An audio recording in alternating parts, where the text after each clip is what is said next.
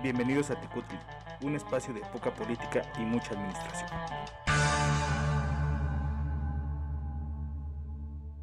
Hola, ¿cómo están? Bienvenidos a este programa número 12 con el nombre de Juventud Democrática. Hoy, en este espacio, tendremos el bomberazo, en donde se hablará del aumento a los peajes en las casetas. También tendremos en el panóptico el tema de los comités de planeación en la administración pública. Y para cerrar, en Gotitas de Administración hablaremos de la creación del INJUVE. Sin más que decir, sean ustedes bienvenidos. El bomberazo.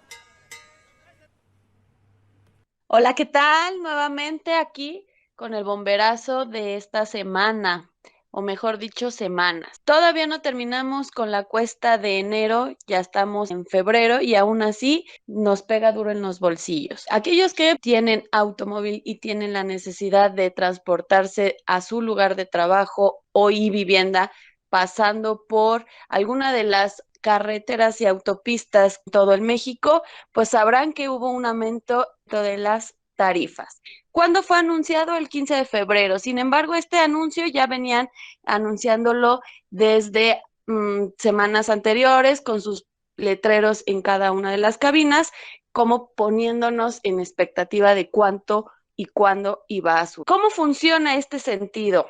Bueno, las casetas controladas por Caminos y Puentes Federales, mejor conocido como CAPUFE, también tenía contemplado ese incremento, además de las autopistas concesionadas.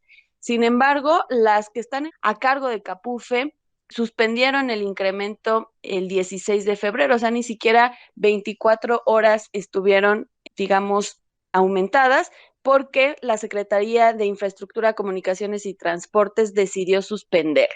Pero este aumento, ¿a cuánto porcentaje correspondía? Correspondía a un 7.36% promedio, considerando la inflación que hubo en los años 2020 y 2021. ¿Cuáles sí aumentaron?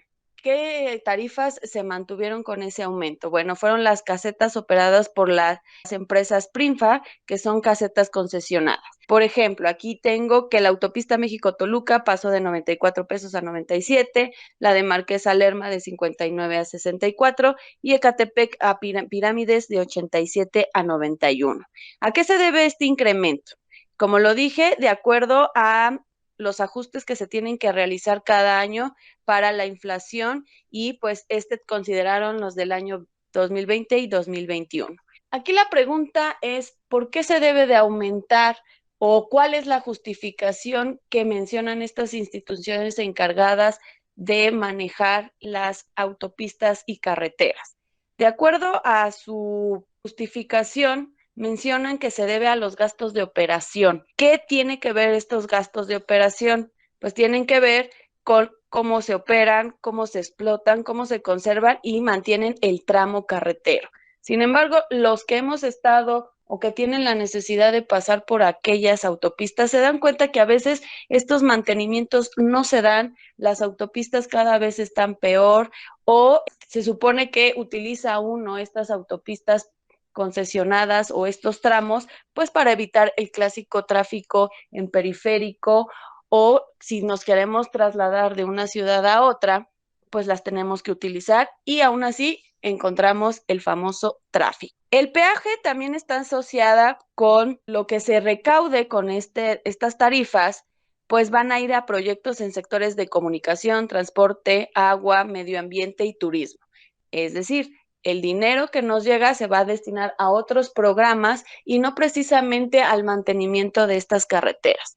La verdad, aquí como usuario, constantemente, a mí no me parece que en una autopista concesionada se tenga que aumentar, ¿no? Si algunos argumentan que de acuerdo al artículo 11, que es el libre tránsito, no debería existir esta tarifa.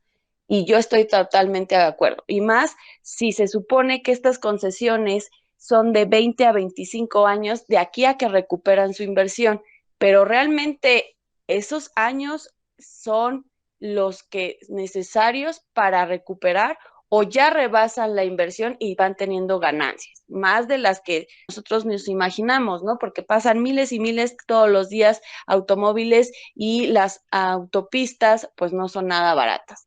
Cada vez nos duele más a los bolsillos, o al menos en lo personal, a mí cada vez me duele más este incremento y la cuesta de enero lo estoy sufriendo aún más. No sé qué piensen mis compañeros. Pues sin duda es costoso el uso de ciertas vías de comunicación. Sin embargo, sí es un dilema, o sí es un cuestionamiento que a mí también me surge. Esta malinterpretación que a veces se da del llamado libre tránsito, ¿no?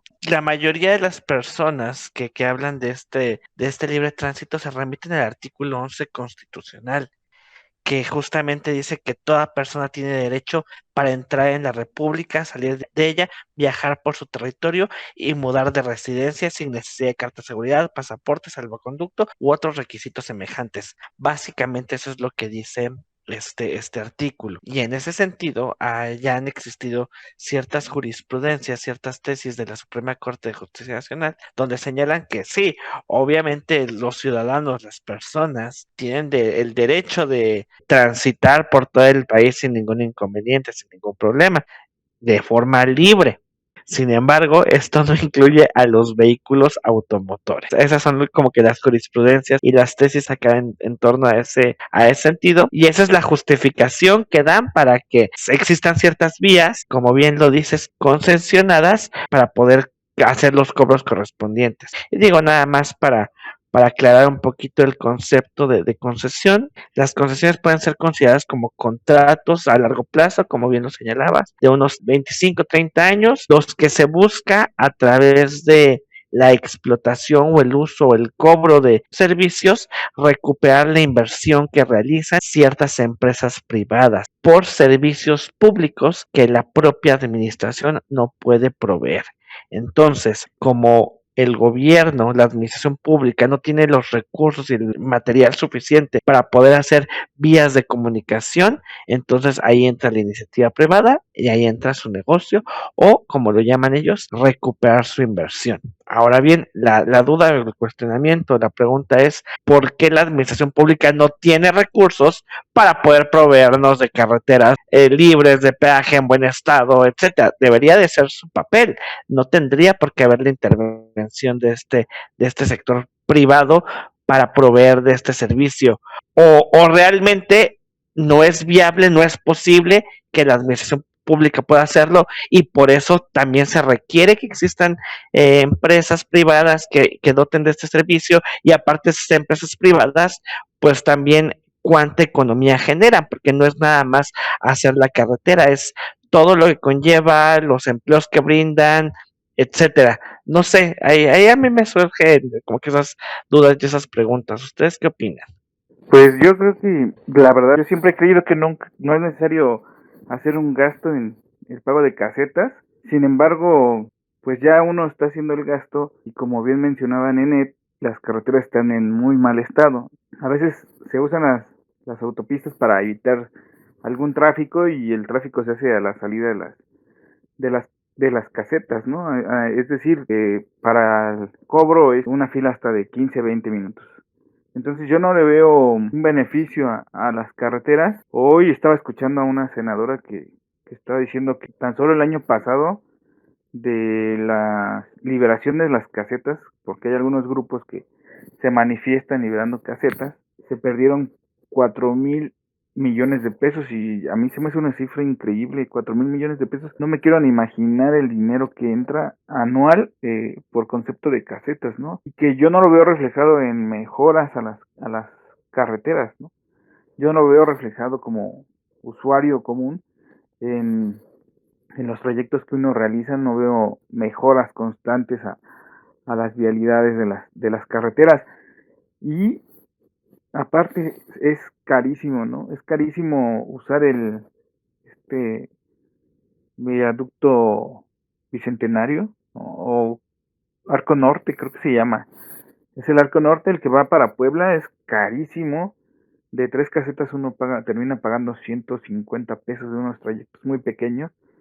Y yo creo que y a lo mejor beneficia en el tiempo que uno realiza de alguna zona del norte hacia Ecatepec, pero yo considero que son precios muy caros, ¿no? Lo veíamos con la caseta que está en las Américas de Ecatepec, que la gente prefería levantar la pluma, bajarse de sus coches y levantar la pluma y irse sin pagar, y ahora ya les pusieron el sistema este de ponchallantas, ¿no? Y pues así, ya si uno quiere arriesgarse a que se le ponchen las llantas, pues le sale más caro, ¿no? Que pagar los 67 pesos, creo que pagan por un trayecto de 3 o 4 kilómetros, y es demasiado el costo, ¿no? Estamos hablando que son más de 15 pesos el kilómetro, ¿no? Y uno se pone a pensar y dice, bueno, a tal grado ha llegado el tráfico que tenemos que usar autopistas caras para poder ahorrar tiempo, ¿no? Cuando en realidad tendríamos que ver más el tema de movilidad, cómo generamos una mayor movilidad tanto en los municipios como en la ciudad CDMX, porque mucha gente de los municipios alrededor de la ciudad salen a trabajar hacia la ciudad, y entonces es lo que genera un caos, porque muchos municipios son de paso, ¿no? Para otros municipios, y se van generando un tráfico que uno dice prefiero pagar, ¿no?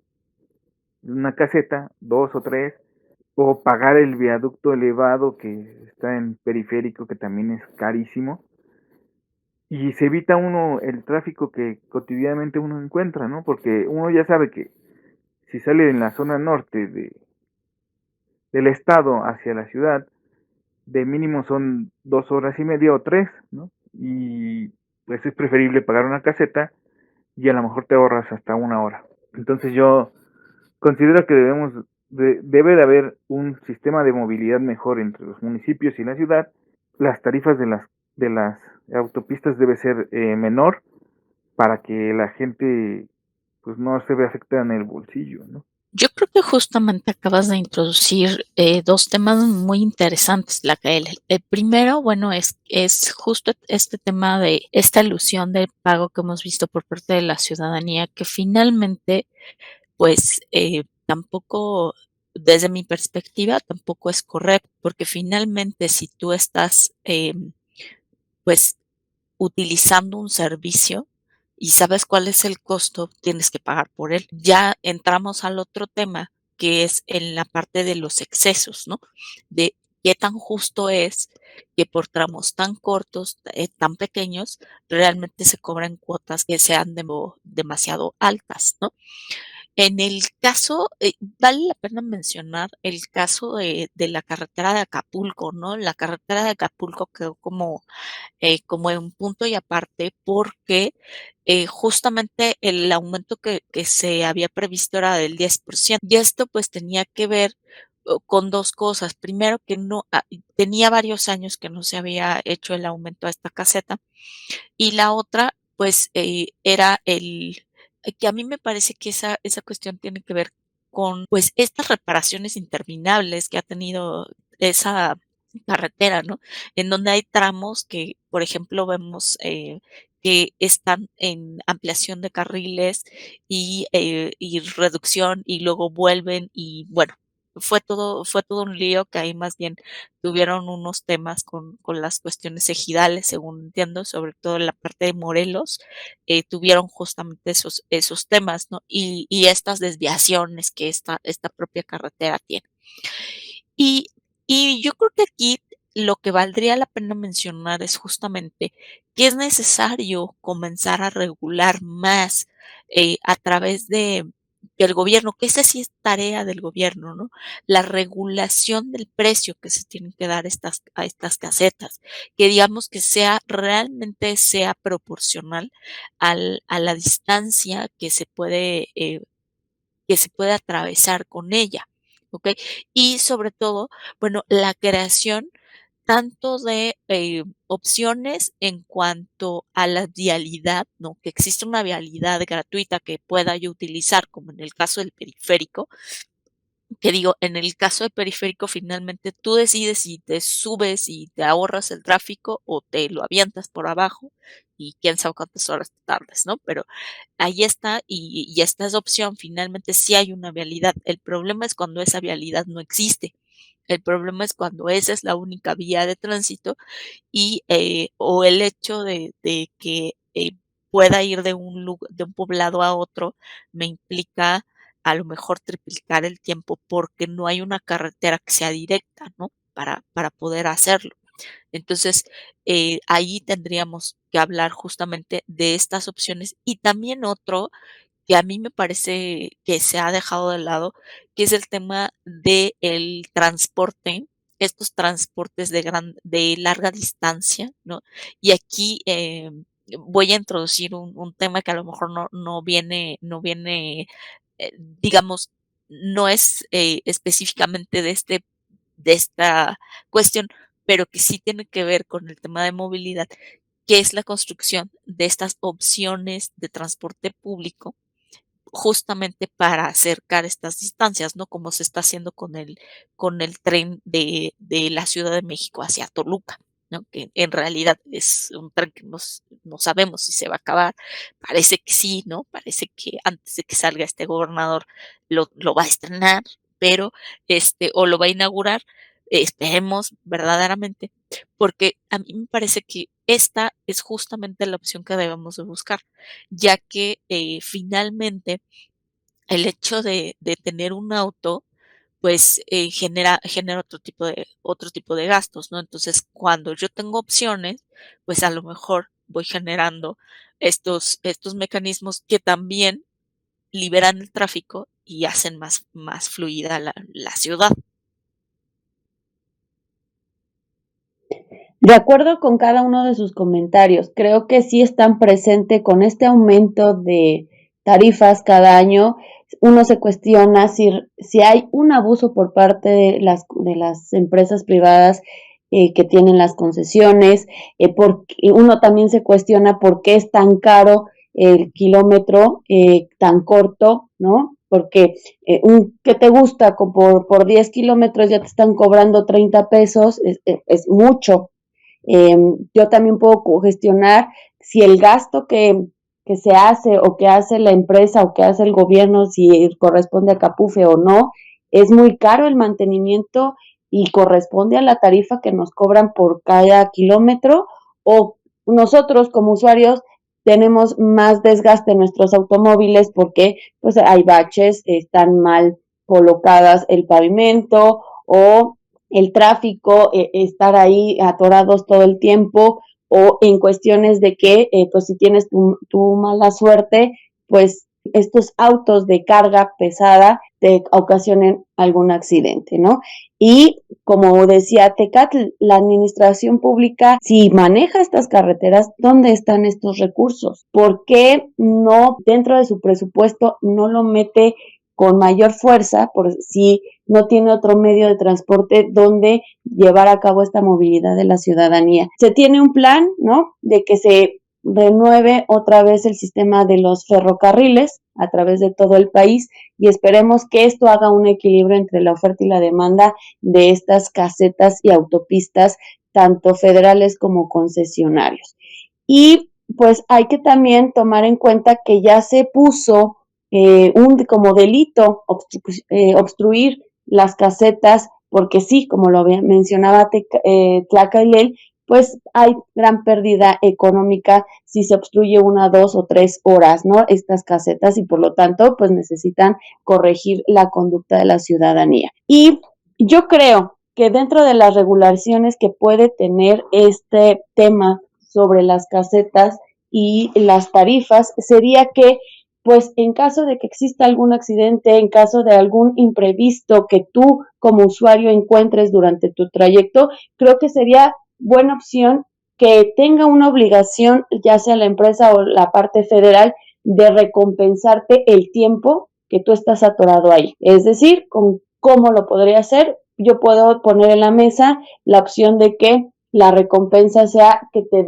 disminuyan el costo al momento de cobrarte en la caseta, ¿no? Que no corresponda, como ellos mencionan, que haces 20 minutos de un trayecto a otro, o 10 o 1 hora, y si alargo tanto, pues bueno, te vamos a recompensar. Así como lo hacen últimamente, si se cancelan, por ejemplo, los vuelos o si se retrasan, pues también yo creo que deberían meter ese tipo de recompensas a los usuarios que tenemos la necesidad de usar autopistas y carreteras concesionadas y federales. Pues así que nuestros oyentes, si ustedes tienen la mala suerte de tener la necesidad de usarlo, esperemos que algún día consideren nuestra necesidad de que no sean tan caras y que al contrario tengamos unas mejores carreteras y autopistas y que no exista una imposición de tarifa y que nos den más opciones de movilidad. Por el momento los dejo con la siguiente sección. El panóptico. Hola, hola, bienvenidos a el panóptico tradicional, a diferencia del programa pasado, el panóptico número 12, donde se me ocurrió hablar un poquito de un tema que es la planeación democrática. Si bien a nivel federal ya pasó el tiempo, o mejor dicho, justamente ahorita está en vigencia o está corriendo el Plan Nacional de Desarrollo, en los gobiernos municipales que se están colocando, las nuevas administraciones justamente van a empezar con el tema de generar sus propios planes de desarrollo municipal. Pero, ¿de dónde proviene esta necesidad? ¿Cuál es su importancia? El artículo 26 de la Constitución justamente señala en su apartado A que el Estado organizará un sistema de planeación democrática del desarrollo nacional que imprima solidez, dinamismo, competitividad, permanencia y equidad al crecimiento de la economía para la independencia y la democratización política, social y cultural de la nación. Literal, eso dice la Constitución política y qué formidable se escucha en términos de letras, ¿no? En términos de esta norma, pues se escucha muy bien, pero tiene una carga, cada palabra que estipulan en este párrafo de la Constitución, tiene una carga muy importante. Para empezar, el hecho de denominar planeación democrática a este proceso, ¿qué implica que sea una planeación democrática? En teoría debería implicar el escuchar a la sociedad, el escuchar a la ciudadanía, el aperturar mecanismos para que la ciudadanía haga llegar sus necesidades y se coloquen como uno de los ejes principales para llevar a cabo las acciones del gobierno. En un sistema político y democrático como el que tenemos, una democracia representativa, donde en teoría la voz del pueblo está representada por la Cámara Baja, que es la Cámara de Diputados. Entonces, ¿cuántos de nosotros nos sentimos realmente representados o cuántos podemos considerar que nuestro diputado federal, nuestro diputado local o los síndicos y regidores, en su caso, puedan hacer llegar nuestras necesidades reales para que formen parte de las acciones que va a tomar el gobierno durante su gestión, ¿no? ¿Realmente pasa esto o no pasa? ¿Cuáles son los mecanismos que deberían de existir? Por ejemplo, para la creación del Plan Nacional de Desarrollo, en teoría se generaron ciertos foros de consulta ciudadana para escuchar las necesidades de la población. ¿Cuántos de nosotros supimos, vimos, participamos en estos foros? ¿Cuántas de las necesidades estipuladas en estos foros realmente están como ejes en este Plan Nacional de Desarrollo? Y esa es la otra crítica, la duración de los planes de gobierno. La planeación que se hace en este país es una planeación a corto plazo, son 6 años. En los ayuntamientos es todavía menor, a 3 años. Solamente con la implementación de este sistema de reelección a nivel local es que se puede extender hasta por 6 años esta planeación que se puede generar. Y eso dependiendo de los resultados de las elecciones. Entonces, ese es el otro cuestionamiento. ¿Hasta qué punto la planeación de acciones de gobierno para solucionar o para satisfacer ciertas demandas pueden realizarse en 6 años? ¿Cuántas acciones no eran positivas que por el cambio de gobierno terminan siendo olvidadas y que modificadas y cambiadas por otro tipo de acciones, ¿no? Lamentablemente en este sentido la administración pública tiene todavía mucho camino por recorrer por todas estas inconsistencias. No sé si alguno de mis compañeros quiera opinar, quiera cuestionar algo acerca de esto. Pues bien lo mencionabas, Tecate. Hablar de diputados tanto locales como federales, es hablar de que solo se acuerdan qué municipios salen en el periodo electoral, ¿no? Es decir, solo vienen a ver cómo se llevan el voto y después ya no regresan. De hecho, ese ha sido un tema medular, ¿no? En cualquier agenda, porque los diputados, tanto locales como federales, no vienen a ver las necesidades de la ciudadanía, ¿no? Es más, algunos ni siquiera saben a qué municipios representan o a qué estados. Y lo más triste es que ni siquiera saben bajar recursos, ¿no? Que tienen pues vaya como eh, poder para bajar recursos a las comunidades y no tienen la capacidad de pedir esos recursos, ¿no? Entonces, por ese lado es complicado. El año pasado hicieron unos foros para el Plan Estatal de Desarrollo y creo que bien, pero se va a quedar en el tintero como casi todas las cosas que se les ve un poco de más forma, ¿no? Generalmente este tipo de cosas como los foros de discusión que aportan nuevas luces a la administración, siempre se quedan en el tintero, ¿no? Y ahí es donde se guardan y ojalá algún día se lleven a cabo. Y a mi parecer, la Ciudad de México, la CDMX, lleva un gran trecho de ventaja hacia los ayuntamientos y hacia algunos estados porque ya ellos hablan de un presupuesto participativo, ¿no? Que ya le permite a la ciudadanía, si no del todo, contribuir en el plan de desarrollo, pero sí en el presupuesto de cómo se van a usar los recursos, ¿no? Es decir, si a alguna comunidad se le baja, um, supongamos, 1 millón de pesos, ellos decidirán en qué se beneficia más a la comunidad y creo que eso sería lo más correcto y lo más concreto, porque al final el ciudadano de a pie, el que diario sufre de las condiciones de los servicios públicos, de el poco bacheo, de los asaltos y de muchas otras situaciones diarias, pues deberían de ser partícipes de esto, ¿no? De un presupuesto en donde ellos puedan decidir a qué se le va a dar prioridad, ¿no? En esa comunidad. Yo creo que en un punto de maduración bien, en un consenso, este tipo de presupuesto participativo hasta ayudaría en demasía a los planes de desarrollo tanto municipal como estatal como nacional y sin temor a equivocarme sería lo más correcto para que el ciudadano se sienta parte, ¿no? Parte fundamental de la administración. Bueno, ese es mi punto de vista. Pues a mí me gustaría introducir otro tema y justamente es el de la participación ciudadana, porque justo no podemos hablar de un presupuesto ni de un presupuesto participativo ni de una planeación democrática si no hablamos de una mayor participación de la ciudadanía. Y aquí viene un tema de la corresponsabilidad, ¿no? Porque de repente decimos, bueno, es que el diputado no nos dice o no sabemos, etcétera. Y yo estoy completamente de acuerdo, pero yo creo que también eso ha sido responsabilidad eh, de la ciudadanía. Porque ¿qué pasa en las elecciones intermedias, donde tenemos que escoger justamente cámara de diputados? La gente no participa.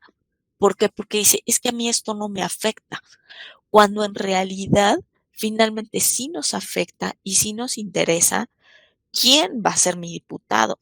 ¿Cuántas personas conocen quién es su diputado? ¿Cuántas personas, si se les invita a participar, participan?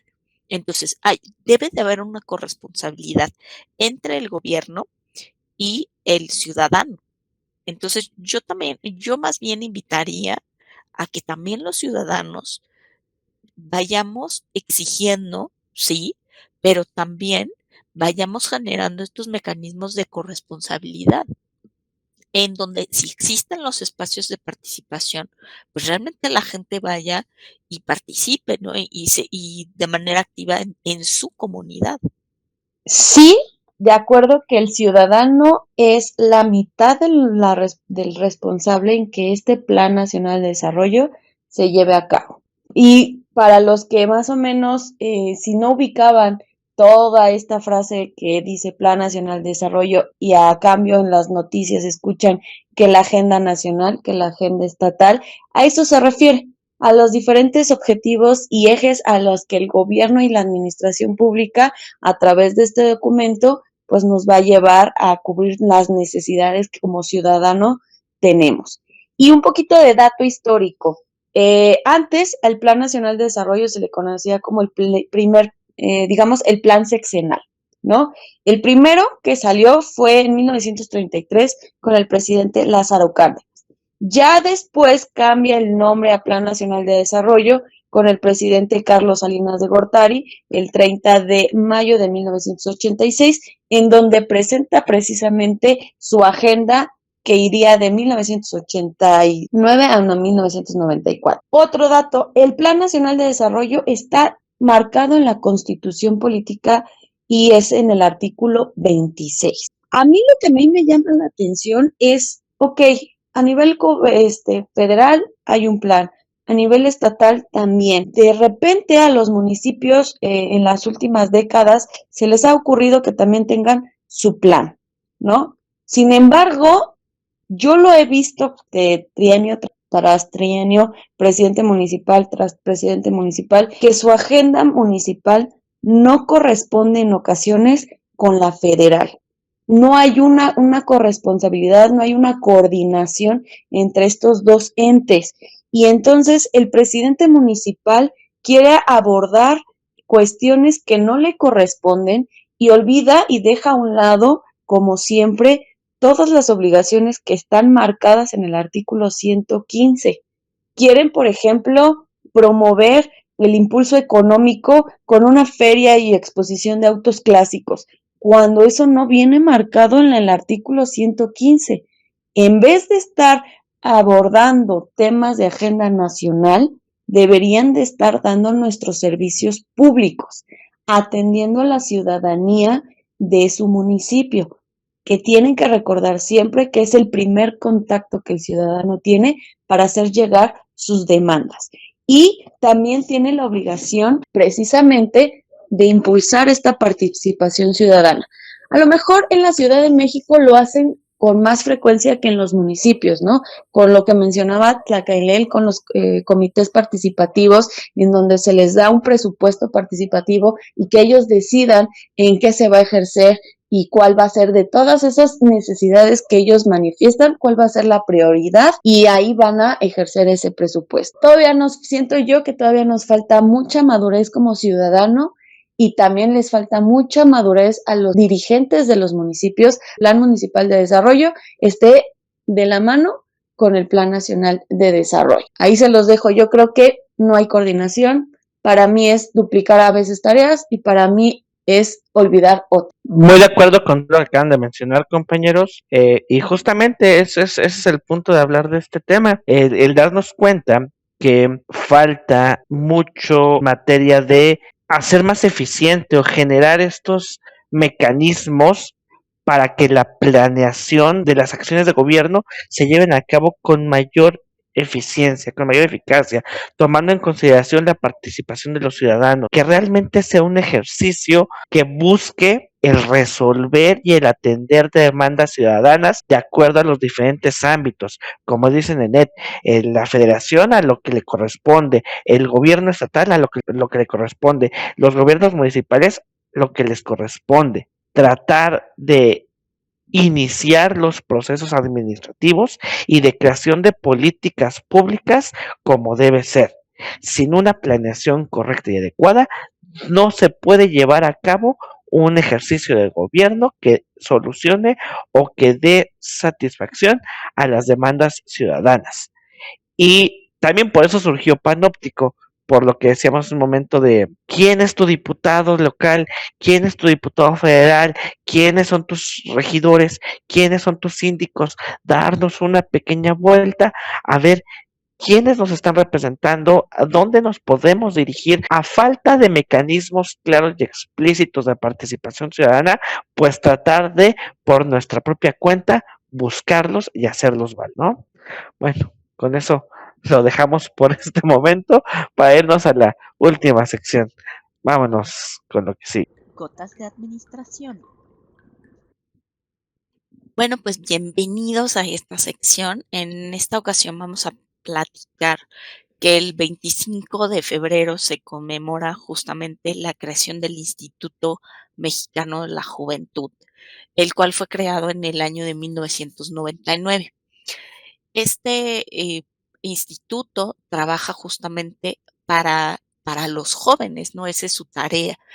Y tiene mecanismos de reconocimiento como el denominado Premio Nacional de la Juventud, para aquellos jóvenes que se destacan en la parte académica, el trabajo comunitario, derechos humanos o a favor del medio ambiente. Asimismo, el INJUVE apoya a los jóvenes que son emprendedores con la entrega de algunos apoyos económicos a estos mejores proyectos de creación de empresas. Eh, También tienen un programa que se denomina Programa Jóvenes Servicio, en el cual se incentiva a los jóvenes estudiantes a realizar su servicio social, aplicando sus conocimientos e instrumentos y acciones en favor de su comunidad. Es importante decir que en este instituto los jóvenes podrán encontrar espacios de creación, de participación, de innovación y de expresión a través de estas diversas convocatorias donde de manera libre se discuten y expresan sus ideas. Asimismo, bueno, tienen asesorías psicológicas, laborales, de prevención de adicciones, la asesoría jurídica y también la difusión de actividades culturales. Entonces, una de las tareas de este INJUVE es justamente promover estas políticas en favor de los jóvenes a través de la satisfacción de sus necesidades. Em, También, bueno, como misión tiene justo a impulsar y promover este desarrollo integral de los y las jóvenes a través del diseño, coordinación y articulación y monitoreo de la Política Nacional de la Juventud. Como sabemos que nuestro auditorio justamente son jóvenes, los que están escuchándonos, los que nos siguen, ¿no? A los cuales, por cierto, les mandamos un saludo y les agradecemos.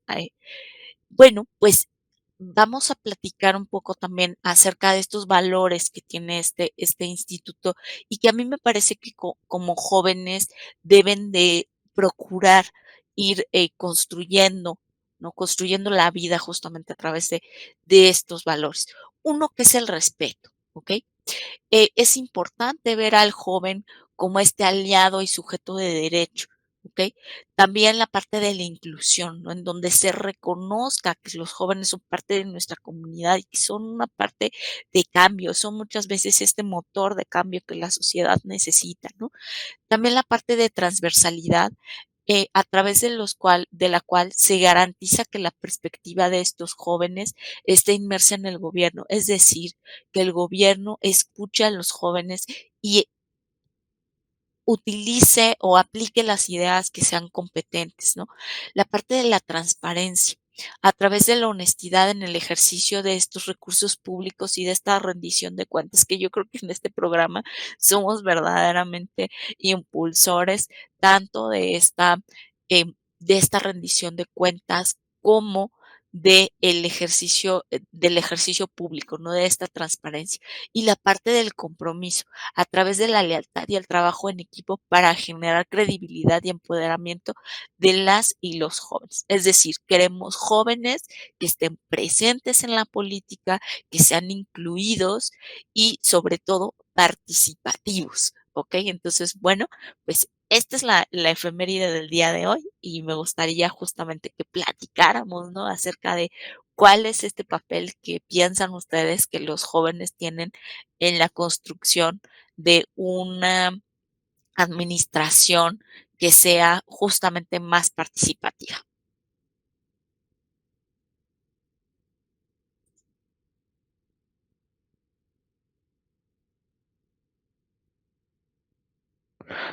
Pues sin lugar a dudas es indispensable la participación de los jóvenes, como lo mencionas, Mesli. Y en muchas ocasiones creo y siento que los jóvenes piensan y ven a la administración pública, al gobierno, a los políticos, como esta parte negativa y como esta parte muy desligada de sus actividades y de lo que representan para sus actividades cotidianas. Sin embargo, creo que uno de los motivos por el cual se ve tan desdibujado o tan alejado ese mundo de la actividad de los jóvenes es porque creo que son pocos los que realmente se interesan o se apropian de espacios en los cuales puedan ser escuchados o puedan ser tomados en cuenta o se hagan uso de estos espacios. Em, Ahorita que en las preparatorias, por ejemplo, es muy popular este programa donde se les da un apoyo económico, una pequeña beca, hasta ahí se quedan y a veces no se dan cuenta de lo importante y de todo lo que está detrás de ese dinero que reciben eh, como parte de una política juvenil, por así decirlo, para el apoyo a la juventud. Y terminan siendo los jóvenes em, pues unos elementos de allegarse o pues llamémoslo como es, futuros votos. Como el gobierno ya te dio un apoyo, entonces tú vas a votar por mí, ¿no?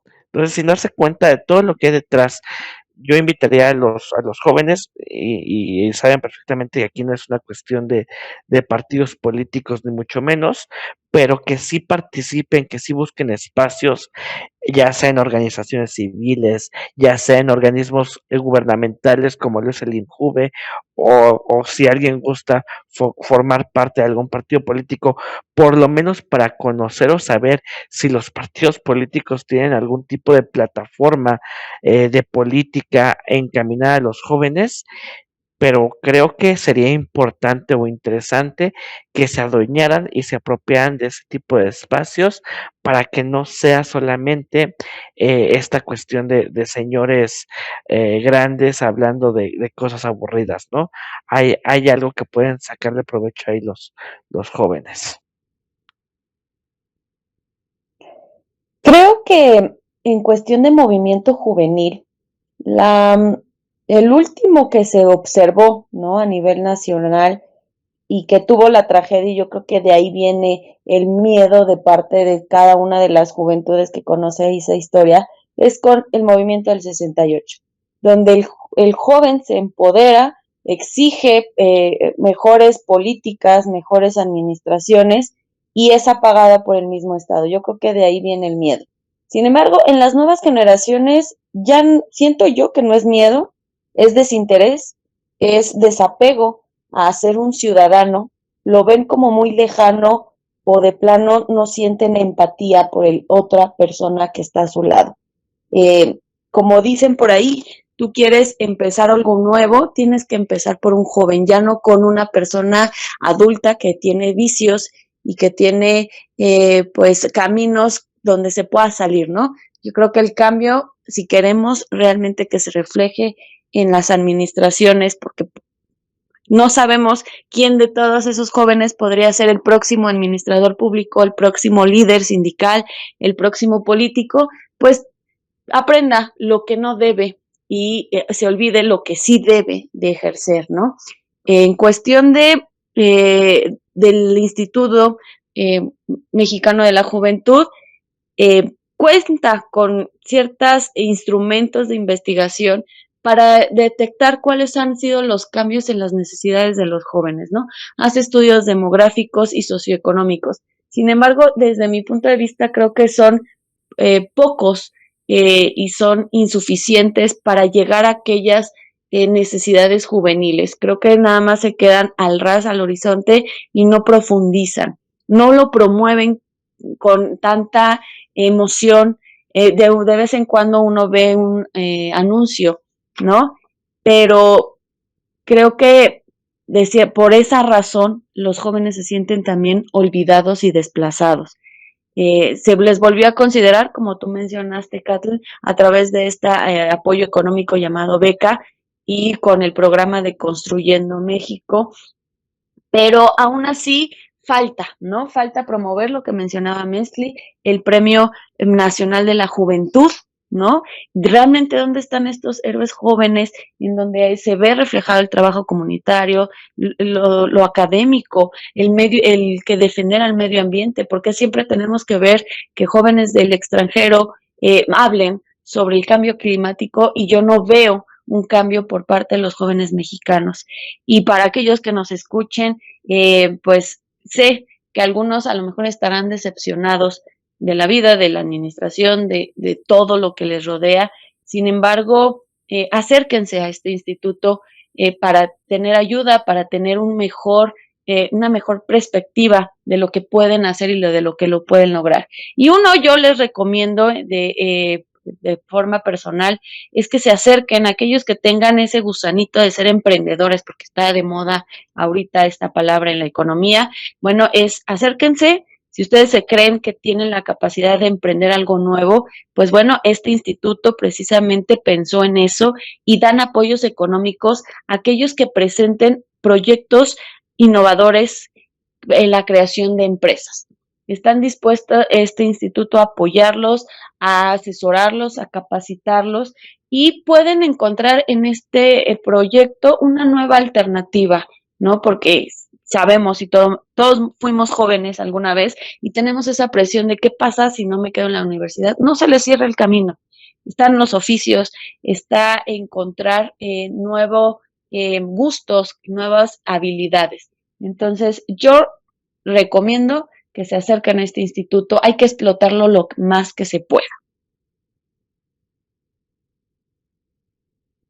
Muy bien todo lo que han comentado, nada más que yo soy muy, no sé, muy ácido en ese sentido porque creo que el sector que menos ha sido considerado desde que tengo uso de razón ha sido los jóvenes, ¿no? O sea, los jóvenes son un revulsivo para el mundo, ¿no? Ellos son los que traen nuevas ideas, generan nuevas cosas y sin embargo no hay, no hay un espacio donde se pueda explotar eso, no tienen un lugar donde puedan eh, generar esas ideas o hacer que esas ideas se generen, se creen políticas públicas encaminadas a eso. Eh, es complicado que uno como joven eh, consiga trabajo porque lo primero que piden las empresas es experiencia. Y muchos jóvenes no tienen experiencia en nada, ¿no? Y menos ahora que ya están becados, y no porque esté mal las becas que se les están dando, ¿no? Pero pues bien podrían darle a los jóvenes algún tipo de conocimiento más allá de que les den solamente el dinero, ¿no? Podría ser que realicen algún tipo de trabajo, algún trabajo comunitario, eh, no solamente que los usen para fines electoreros, ¿no? O electorales, o, o fines de algún partido, ¿no? Más bien, que estos jóvenes aprendan algún oficio, ¿no? Que ya en estos tiempos es muy raro que los jóvenes quieran tener algún oficio, ¿no? Ya todos quieren ser youtuber u otro tipo de cosas. Y se ha perdido esa visión de decir, bueno, pues necesitamos a lo mejor alguien que repare lavadoras, algún zapatero, ¿no? Ya no hay esas fábricas de oficio, ¿no? Creo que lo querían implementar cuando se hicieron los faros, ¿no? Los faros de las fábricas de oficios, pero no se les ha dado el auge necesario. En el estado hay unos lugares que se llaman los sedallos, pero también no se les da el auge y el presupuesto necesario para llegar a ese segmento de la población que son los jóvenes. Entonces, yo creo que más que darles una beca y como bien lo decía Tecatl, se, se van a convertir en votos en algún momento. Lo que necesitan los jóvenes es empezar a aprender, ¿no?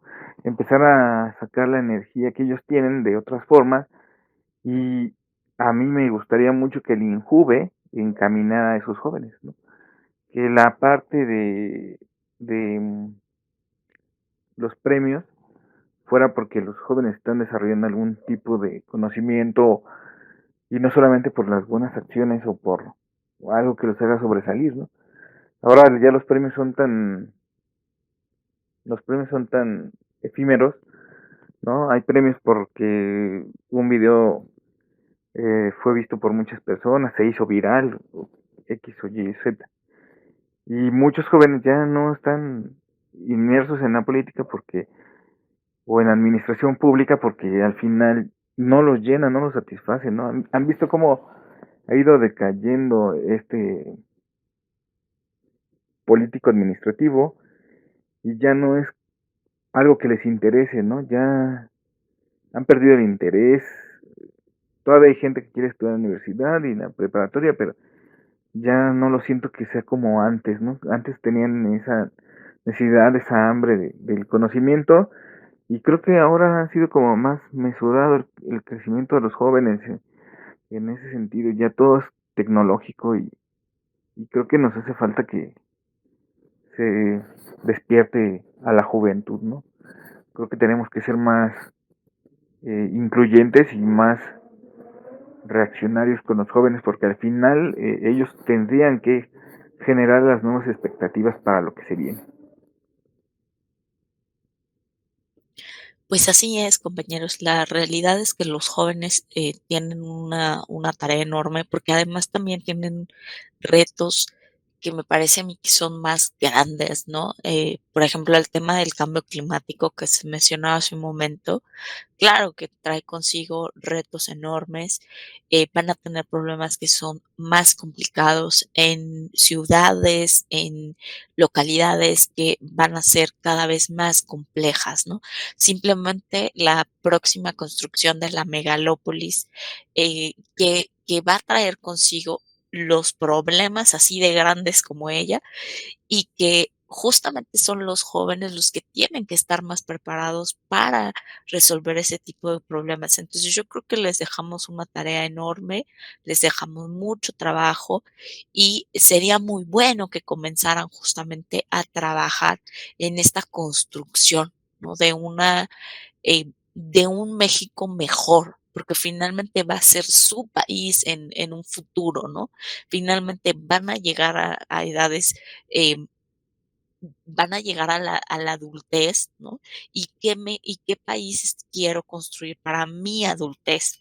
¿No? Entonces, de verdad que, pues yo los invito justamente a que se vayan involucrando en temas, a que vayan abriendo estos espacios, porque justo este movimiento que Nenet mencionaba, movimiento de 1968, la verdad es que nos genera un parteaguas entre esta búsqueda de mayor participación ciudadana, esta búsqueda de mayor democratización en el país y si bien tuvimos esta enorme tragedia, así como la tuvimos en 72 con el halconazo, bueno, la realidad es que finalmente sí ha ido o estos dirigentes sí fueron construyendo un país más democrático. A lo mejor no es el país que todavía queremos, a lo mejor no es el mejor, no es la mejor versión, pero digamos que fue el primer paso y después los demás siguieron sobre esa ruta, ¿no? Entonces, ahora a los jóvenes justo les toca ir trazando esta ruta que quieren para el país. Entonces, tienen una tarea bien importante y Bueno, pues llegamos entonces hasta al final de esta sección y llegamos también al final del programa y nuevamente invitarlos pues a que nos escuchen, a que participen, a que se vayan enterando de cuestiones de cuestiones administrativas, ¿no? De la administración pública. Muchísimas gracias por la escucha. Em, los invitamos a continuar escuchándonos. Gracias a nuestra fan, muchos saluditos, ¿no? Eh, gracias por escucharnos siempre, por tu seguimiento.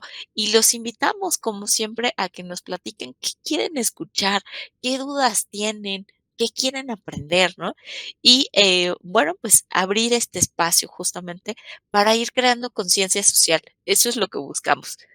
Pues gracias y nos escuchamos hasta el próximo programa. Cuídense mucho.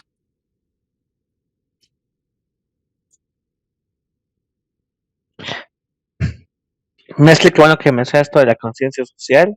Creo que por ahí hay algunos chicos de la Escuela Preparatoria Extra Normal de Atizapán de Zaragoza que nos escuchan. Les mando un saludo y espero esto los haga reflexionar un poquito acerca de su presente y su futuro.